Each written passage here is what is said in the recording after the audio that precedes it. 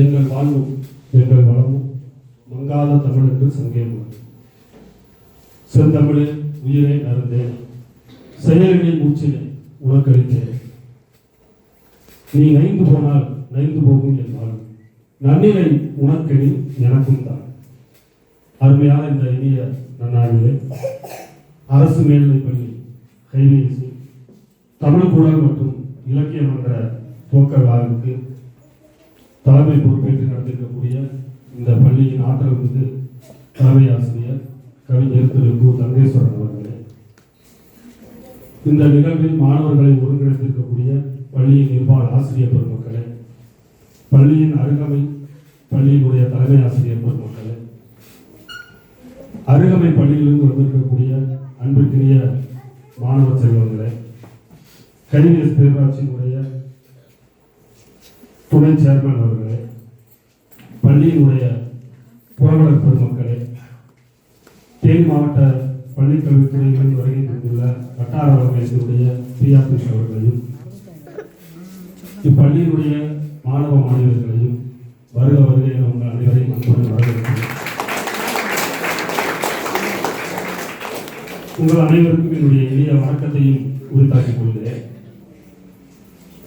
இந்த சிந்தனை பட்டிமன்றத்திற்கு நடுவராக பொறுப்பு வகித்து இந்நிகழ்வை சிறப்பாக நடத்தி கொண்டிருக்கக்கூடிய பட்டிமன்ற நடுவர், நகைச்சுவை அருவி, பட்டிமன்றங்களில் வல்லூராக பல்வேறு தமிழகத்தின் பல்வேறு இடங்களுக்கும் சென்று நடத்தி கொண்டிருக்கக்கூடிய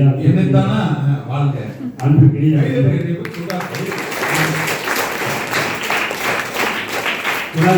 நாட்டினோட நிலை கன்னியாகுமரியில் இருக்கிற திருவள்ளுவர் சில இதெல்லாம் எதிர்கட்சிகள் புண்ணிய வலை அப்படின்னு சொல்லுங்க. ஏன்னா எல்லாருக்கும் சொல்ல வேண்டியது இருக்கா இல்லையா? ஆனா இதெல்லாம் வேலைக்காக இல்லை, உள்ளத்துல இருந்து சொல்றதுதான். மிகச்சிறந்த ஒரு இலக்கியவாதி, நாவலாசிரியர், சிறுகதை, கவிதை என பல்வேறு தளங்களில் இயங்கிக் கொண்டிருக்கக்கூடிய பட்டிமன்ற நடுவர் முனைவர் அன்பிற்குரிய நண்பர் டாக்டர் ராகவன் அவர்களே, மாணவர்களின் வளர்ச்சியில் பெரிதும் பங்கு வகிப்பது ஆசிரியரை என்ற அணியில் வாதாடி சென்று இந்த அணியினுடைய வலிமையை பறைசாற்றக்கூடிய உங்கள் பள்ளியினுடைய 8ஆம் வகுப்பு மாணவர் செல்வன் தரன் அவர்களே,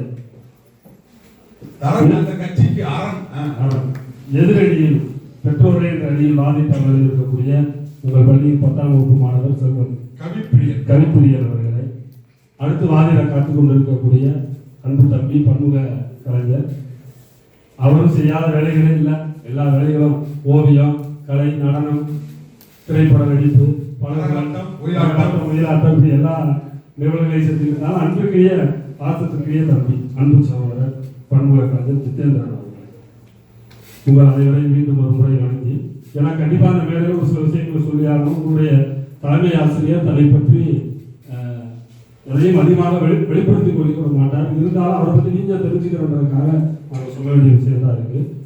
இன்னைக்கு தமிழ்நாட்டில் ஒரு மிகச்சிறந்த ஒரு நவீன கவிதை எழுதக்கூடிய கவிதை, அவருடைய கவிதைகளை பாராட்டுவதற்காகவே கும்பகோணத்திலிருந்து கூட சென்னையிலிருந்து கூட நிறைய பேர் அவர்கள் ஒரு கவிதை வரியை பாராட்டுவதற்காக அங்கிருந்து ஒரு 500 கிலோமீட்டர் பாராட்டு ஒரு மிகச்சிறந்த மொழிபெயர்ப்பாளரும் கூட கலீல் ஜிப்ரானுடைய தி புரோக்கன் விங்ஸ், முறிந்த சிறகுகள் அப்படிங்கிற கவிதையை பல பேர் மொழிபெயர்ப்பு செஞ்சிருக்காங்க. எல்லாரும் உரைநடையில தான் பண்ணியிருக்காங்க. ஆனா கவிதை நடையில அந்த மூலத்துல இருக்க கவிதையை அப்படியே ஆங்கிலத்தில் உங்களுடைய பள்ளி தலைமை ஆசிரியர் விழாவை தொடர்ந்து பல்வேறு இலக்கிய அமைப்புகள்லையும் இயங்கிக் கொண்டிருக்காரு. அவருடைய கவிதை வரிகள்லாம் முகநூல்கள்ல, அதுமாதிரி தங்கேஷ் கவிதைகள், சிறுகதைகளும் மரகதப்பா அப்படிங்கிற நூல் எழுதியிருக்காரு. முடிஞ்சவரை நீங்க அதெல்லாம் பார்த்தீங்கன்னா உங்களுக்கு தெரியும். நான் ஒரு பள்ளியை நிர்வகிச்சுக்கிட்டு இந்த இலக்கிய தளத்துல இயங்குறது ஒரு சவாலான காரியம். அந்த சவாலான காரியத்தையும் தொடர்ந்து சிறப்பாக செஞ்சுட்டு இருக்காரு. என்னுடைய மனதிற்கு நெருங்கிய ஒரு நண்பராக இருக்கக்கூடியதான் அவருடைய பள்ளியில இந்த விழாவில் கலந்துக்கிறது நிச்சயமே எங்களுக்கு ஒரு பெருமையான விஷயம் தான். எப்பயுமே நடுவர்களே ஒரு சவாலான விஷயம் பள்ளியில மாணவர்கள் முன்னாடி பெரிய சவால், பெரிய சவால். இப்படி ஒரு வார்த்தையை தொடர்ந்து சொல்லிட்டே இருந்தாரு, 100க்கு 90 எடுக்கண்டா 100க்கு 90 எடுக்கண்டான்னு சொல்லிட்டே இருந்தாரு வகுப்பறையில். அதே மாதிரி எல்லாரும் 90 எடுத்துட்டாரு. மார்க்கில் நடுவர்கள் ஸ்டாஃபுங்க போய் புக் எடுத்து வர சொல்லியிருக்காரு. 100 ரூபா வச்சிருந்தாரு, 90 ரூபாய் மட்டும் எடுத்து 10 ரூபாய் மட்டும் வச்சுருக்காங்க. எப்படி இவங்க புரிஞ்சுக்காங்க பாருங்க. 100க்கு 90 எடுக்கணும், 100க்கு 90 எடுக்கணும்னு சொன்னாங்க. அப்ப கரெக்டா 90ன்றத மிஸ் ஆயிட்டாங்க. 90 ரூபாய் மட்டும் எடுத்து 10 ரூபாய் வச்சுட்டு போயிட்டாங்க. அது மாதிரி நீங்க யார்கிட்ட எதையும் சாதாரண சொல்ல முடியல. அதே ஒரு விதத்துல எடுத்துக்கிறீங்க. ஒரே மழைக்காலமா இருக்கு. நேற்று எங்கள் ஊரில் மழை பெய்தது. என்ன காலம்னு கேட்டா புறா பேர் இது வந்து தென்மேற்கு பருவக்காற்று காலம். ரொம்ப சந்தோஷமான லீவ் விட்டாங்க, பள்ளிக்கூடத்துக்கு பள்ளிக்கு விடுமுறை மகிழ்ச்சியான காலம். செல்விக்கு குழந்தை பிறந்தது என்ன காலம் கேட்டான். அழகா இருந்தா பேர் காலம். இது மாதிரி எல்லாம் இருக்காங்க. ஆனா நம்ம மாணவர்கள் அப்படி கிடையாது. இங்க இருக்கக்கூடிய மாணவர்களுடைய கல்வி வளர்ச்சியில ஆசிரியர்களுடைய பங்கு என்ன அப்படின்றதான் என்னுடைய தலைப்பு. பெற்றோர்களுக்கு பங்கு இல்லை எங்க அணி மறுக்கல. நிச்சயம் பெற்றோர்கள் வந்து வேர் போன்றவர்கள். ஆனா அந்த வேர்ல இருந்து மரமாக அந்த மரத்துல இருந்து கிளை விட்டு அதுல பூத்து காயாகி கனியாகி வரணும்னா நிறைய செயல்பாடுகள் இருக்கு. அதுக்கு நிச்சயம் ஒரு ஆசிரியருடைய ஒரு பங்கு. நடுவர் அவர்களே, டென்மார்க் நாட்டில் ஒரு கல்வியாளர்கிட்ட கேட்டாங்க, இந்த உலகத்திலே எது மகிழ்ச்சியான நாடுன்னு நினைக்கிறீங்க?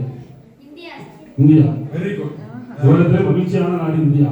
ஆனா அந்த மகிழ்ச்சிகரமான நாடுகளுடைய தரப்பட்டியலை பார்க்கிறப்ப ஐநா சபை வெளியிட்டதுல இந்தியா வந்து 113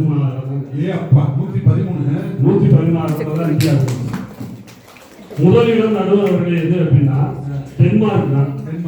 டென்மார்க் தான் உலகிலே மகிழ்ச்சிகரமான முதல் நாடாக இருந்துச்சு. அதுக்கு என்ன காரணம் அப்படின்னா டென்மார்க்கினுடைய வகுப்பறைகளில் மகிழ்ச்சி இருக்கிறது. வகுப்பறையில் மகிழ்ச்சி இருந்தால் தான் அந்த நாடு மகிழ்ச்சியாக. அதான்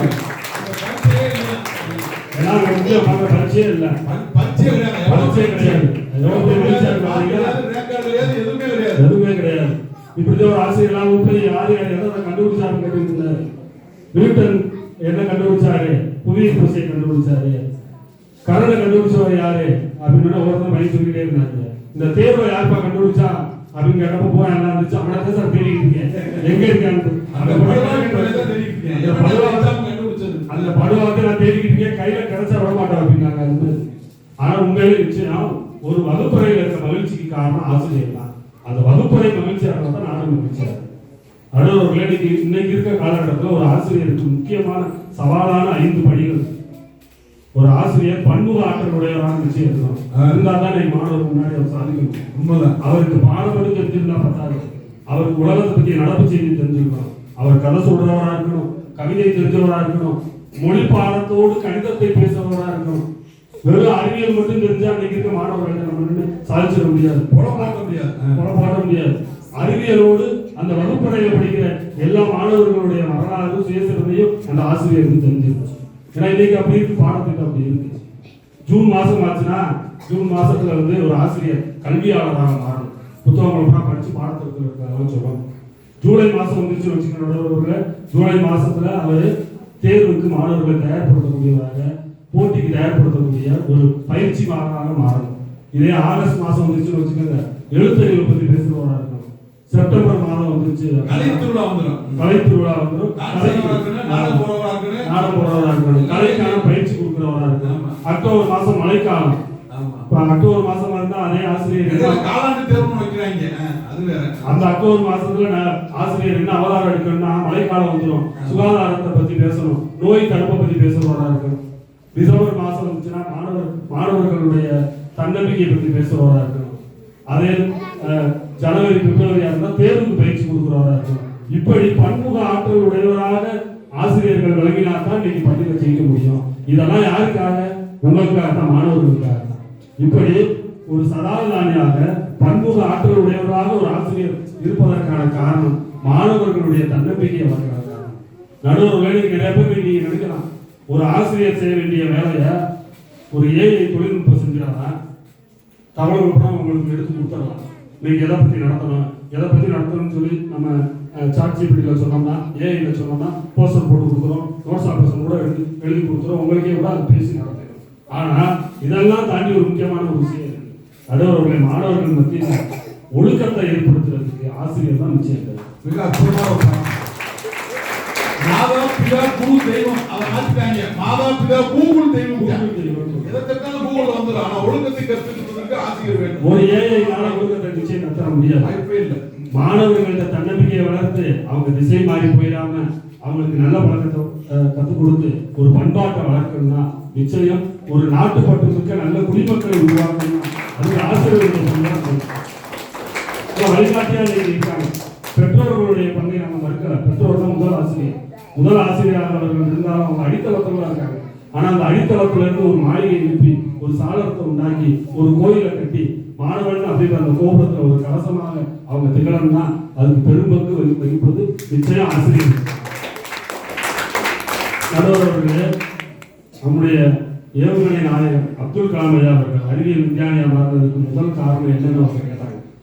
அவர் குடியரசுத் தலைவராக இருந்த போக தமிழகத்துக்கு எப்பெல்லாம் அவர் வந்தாரோ அப்போ அவர் சொன்ன பதில், நான் இன்னைக்கு குடியரசுத் தலைவராக இருந்தாலும் கூட நான் தமிழகத்திற்கு வந்த போதெல்லாம் எனக்கு அறிவியல் பாடத்துல ஒரு மிகப்பெரிய ஆர்வத்தை தந்தது எனது பள்ளி ஆசிரியர் திரு சிவசுப்பிரமணியம் அவர்கள் தான் அப்படின்னு அவர் போல சொல்லியிருக்கிறார். அதே ஆல்பர்ட் ஐன்ஸ்டீன் அவர்கள் சொன்னாரு, கவிதை மீது எனக்கு இருந்த காதலை மாற்றி கணிதத்துக்கு மாற்றியவர் எனது பள்ளி ஆசிரியர் தான். இப்படி அவர் கணிதத்துக்கு உருவான பள்ளி ஆசிரியர் தான். இன்னும் சொன்னா இந்தியாவிற்கான சட்டத்தை தந்த சட்டமேதை அண்ணல் அம்பேத்கர் அவர்கள் பீமாராவ் ராம்ஜி அவரது பெயர் அம்பேத்கர் ஆசிரியர் பெயர் அவர்கள். இப்படி ஆசிரியர்கள் எல்லாம் மாணவர்களுக்கு வழிகாட்டி மரமாக இருக்கின்றார்கள். நடுவர்களே, இறுதியாக கற்றல் இனிது அப்படின்ற நூலில் இருக்க ஒரு விஷயத்தை சொல்லி நான் முடிக்கிறேன். ஒரு ஆசிரியர் புனித பயணம் போனா எங்க போகலான்னு நினைக்கிறீங்க? எல்லாரும் எங்கெங்கயோ பயணம் போவீங்க, சுற்றுலா போவீங்க, புனித பயணம் போவீங்க. எல்லாரும் தேனி மாவட்டத்தை தாண்டி ஊட்டி போவீங்க, கொடைக்கானல் போவீங்க. பொதுமக்கள் அப்படி போவாங்க, பெற்றோர்கள் அப்படி போவாங்க. ஆனா ஒரு பள்ளி ஆசிரியர் புனித பயணம் போகக்கூடிய இடம் அவர் பாடம் நடத்தக்கூடிய அந்த வகுப்பறை தான். அந்த வகுப்பறை தான் ஹிட்லர் காலத்துல இருந்து அப்படிதான் நடந்துச்சு. நடுவர்கள், போலந்து நாட்டுல கோர்சாக் அப்படின்னு ஒரு ஆசிரியர், பள்ளி ஆசிரியர் ஆதரவற்ற மாணவர்களுக்காக ஒரு பள்ளியை நடத்துறாங்க. உண்மையில நடந்த ஒரு நிகழ்வு. இது மாதிரி ஒரு ஆசிரியர் தான் கோர்சாக் அவருடைய பேர். 196 மாணவர்கள் அந்த பள்ளியில் படிக்கிறாங்க. ஆதரவற்ற மாணவர்கள் படிக்கக்கூடிய ஒரு பள்ளி. அந்த பள்ளியில அவர் தான் ஒருத்தர் தான் ஆசிரியர். மாணவர்களை எல்லாம் அவர் ஒழுக்கத்தை சொல்லிக் கொடுத்து நல்லா கல்வியை கற்றுக் கொடுத்தாரு. அந்த நேரத்தில் 2ஆம் உலக போர் நடக்குது. ஹிட்லர் போலந்து நாட்டை ஆக்கிரமித்து கைப்பற்றினாரு. அந்த பள்ளியில் இருக்க மாணவர்கள் எல்லாம் கைது செய்யப்படுறாங்க. பூராமே மரணவதை கூடம், கொலை முகாமுக்கு அழைத்து செல்லப்படுறாங்க. ஆசிரியரோடு மாணவர்கள் 196 பேர் மாணவர்கள். என்ன ஒரே காரணம்னா நடுவர்கள் அவங்க எல்லாருமே யூத மதத்தை சேர்ந்தவர்கள். யூதர்கள் அப்படின்ற ஒரு காரணத்துக்காக எல்லாத்தையும் மாணவர்கள் எல்லாம் கொலை செய்யணும்னு ஹிட்லர் முடிவெடுத்தாரு. அப்ப பள்ளி ஆசிரியருக்கு ஒரு வாய்ப்பு கொடுத்தாங்க கோர்சாக். இந்த மாணவர்களோடு நீங்கள் சமப்படுறீங்களா? உங்க அப்பா அம்மால யாராவது ஒருத்தவங்க மட்டும் கிறிஸ்தவர்கள் தான் சொல்லிருங்க, யூதர்கள் என்ன சொல்லிருங்க, உங்களை மட்டும் விடுதலை பண்றேன்னு ஹிட்லர் சொன்னார்.